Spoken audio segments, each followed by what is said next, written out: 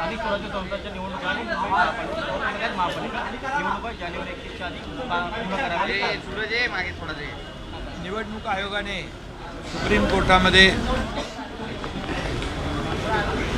जी मागणी केली होती त्याप्रमाणे 31 जानेवारीपर्यंत राज्य निवडणूक आयोग पूर्णपणे निवडणुका घेण्यासाठी त्यांची तयारी आहे आणि या निवडणुका अतिशय शिस्तबद्ध पद्धतीने व्हायला पाहिजे आणि कुठलीही गैरसोय होता कामा नये याचा विचार करून सुप्रीम कोर्टाने देखील 31 जानेवारीपर्यंत या निवडणुका घेण्याचा निर्णय आदेश दिलेले त्याप्रमाणे निवडणूक आयोग आणि राज्य सरकार ही सर्व प्रक्रिया पूर्ण करेल.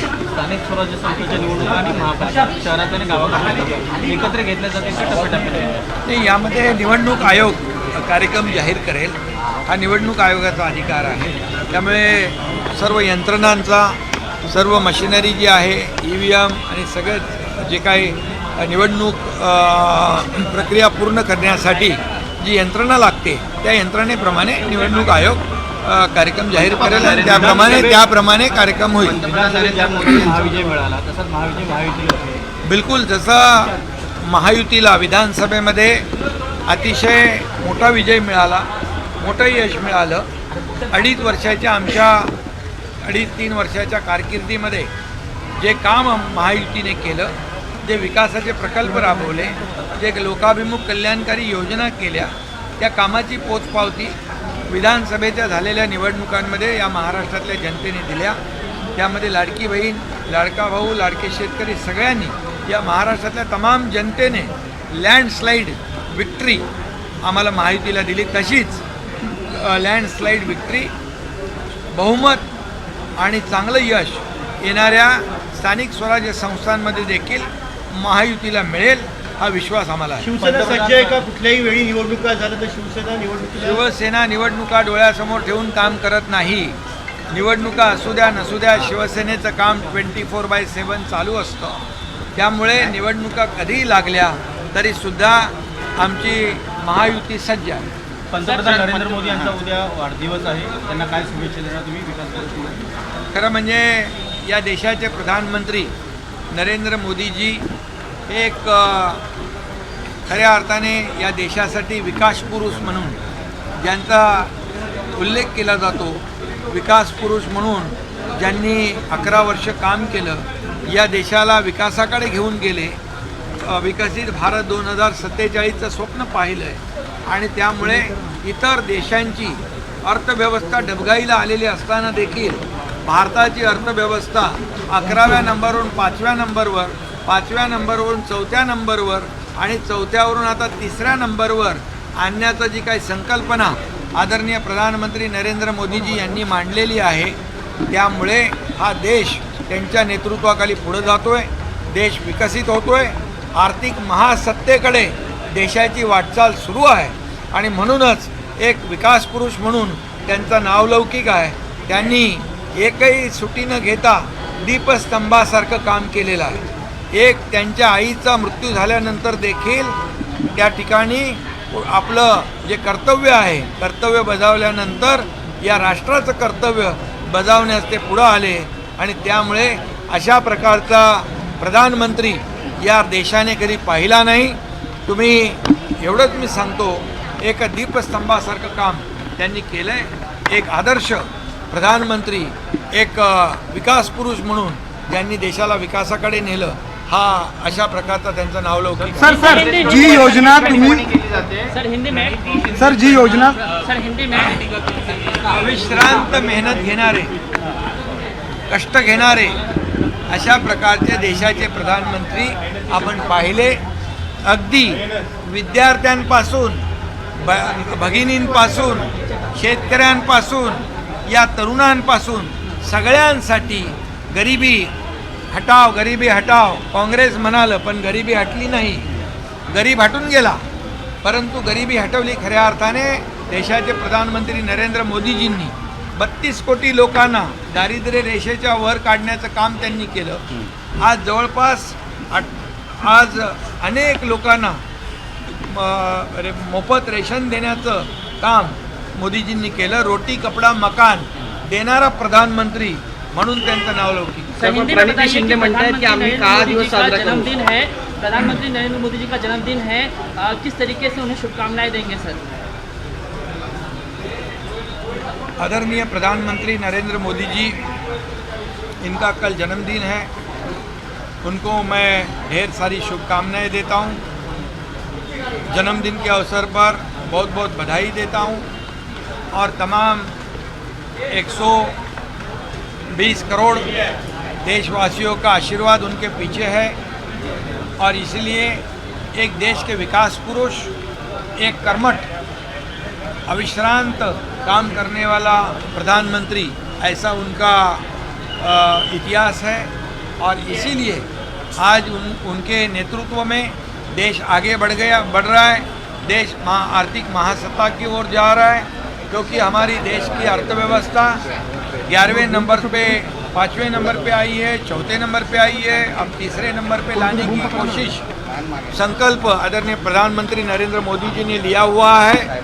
और ऐसे समय में कि कई अन्य देशों की अर्थव्यवस्था चरमरा गई है, डगमगा गई है, ऐसे परिस्थिति में देश को आगे बढ़ाने का काम एक सर्वसामान्य आम आदमी के जीवन को बदलने वाला प्रधानमंत्री हमने देखा है. आज देखा अभी हाल ही में जीएसटी में भी बहुत ही परिवर्तन लाया है. उसके वजह से सामान्य लोगों की जीवन जो प्रक्रिया है वो साधारण हो जाएगी, उसमें उनका जीवन बदल जाएगा. और आज विकास के बारे में कहेंगे तो 2014 से पहले का विकास देखो, 2014 के बाद हुआ वो 11 साल में विकास देखो. ये डेवलपमेंट इसी रास्ते पर चलने वाले प्रधानमंत्री इस देश ने देखे हैं. और मैं इतना ही कहूँगा कि यहाँ पर उनको बहुत बहुत ढेर सारी शुभकामनाएं देता हूँ. वो बिल्कुल कोई कुछ भी कहे, कोई कितने भी आरोप लगाए, लेकिन वो आरोप ऐसे बिल्कुल विचलित नहीं हुए.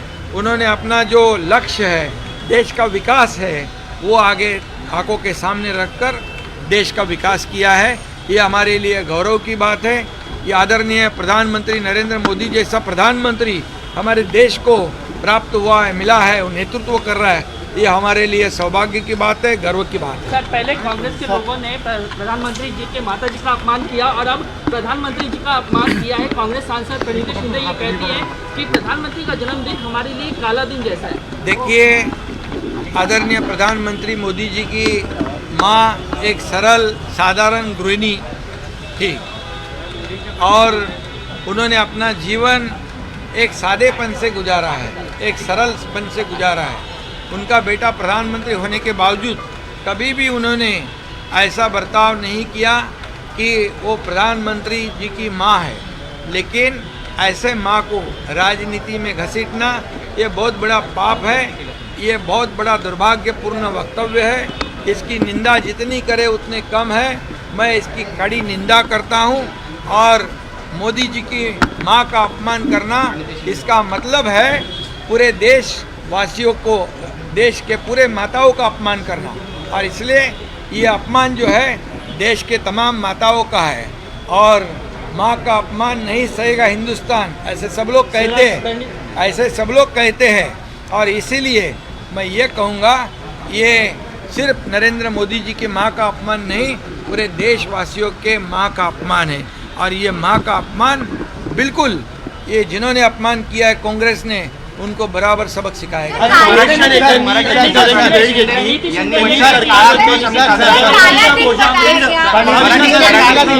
मराठीत सांगा.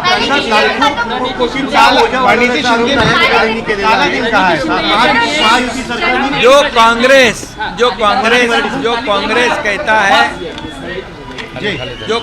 कहता है ये काला दिन है, मैं उनको यही पूछता हूँ कि 2014 से पहले ये देश में क्या था?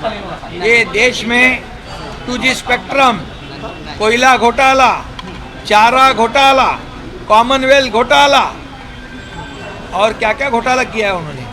कितने घोटाले हर दिन, हर बड़े बड़े आप ही लोगों के मीडिया में, प्रिंट मीडिया में आखे पेज पर ये घोटाले की मालिका आती थी। और दुर्भाग्यवश मैं ये कहूँगा कि यहाँ पर जो पूरा कारनामा था 2014 से पहले, वो इतना बड़े पैमाने पर भ्रष्टाचार घोटालेबाजों का सरकार था, उसको पलटने का काम आदरणीय प्रधानमंत्री मोदी जी ने किया है।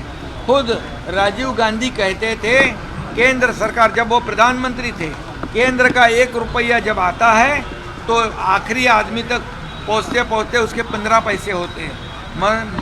मतलब क्या है कि 85 पैसे का भ्रष्टाचार कांग्रेस के उस यूपीए सरकार के कार्यकाल में होता था। मोदी जी कहते हैं केंद्र का 1 रुपया जो जाता है आखिरी आदमी तक पूरा बंदा रुपया जाता है, इसमें कोई करप्शन नहीं होता है। मोदी जी का नेशन फर्स्ट है और कांग्रेस का करप्शन फर्स्ट है, ये नीति उनकी है। और इसीलिए मैं ये कहूँगा 2014 के पहले का काल देखिए, वो पूरे काले दिन थे।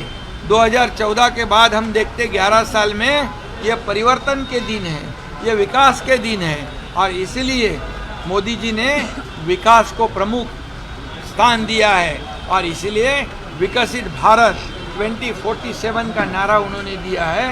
ये देश आगे बढ़ रहा है, इसलिए तो कांग्रेस लोगों के पेट में दर्द हो रहा है। और मैं ये कहूँगा हमें अभिमान है, देश की जनता को अभिमान है कि मोदी जैसा प्रधानमंत्री इस देश को मिला है।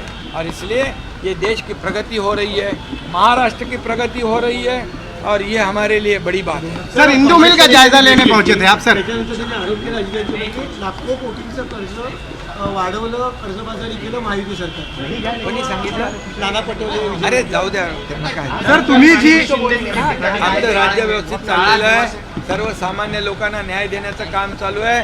लाडक्या बहिणींची योजना सुरू आहे, शेतकऱ्यांच्या योजना सुरू आहेत. हे महाराष्ट्र मोठं राज्य आहे. हे पूर्वीचे काँग्रेस आणि जे काही सरकारमध्ये होते ते पैसे घरी घेऊन जात होते. इथं लोकांच्या घरात लोकांच्या खात्यामध्ये पैसे जातात DBTच्या माध्यमातून. सर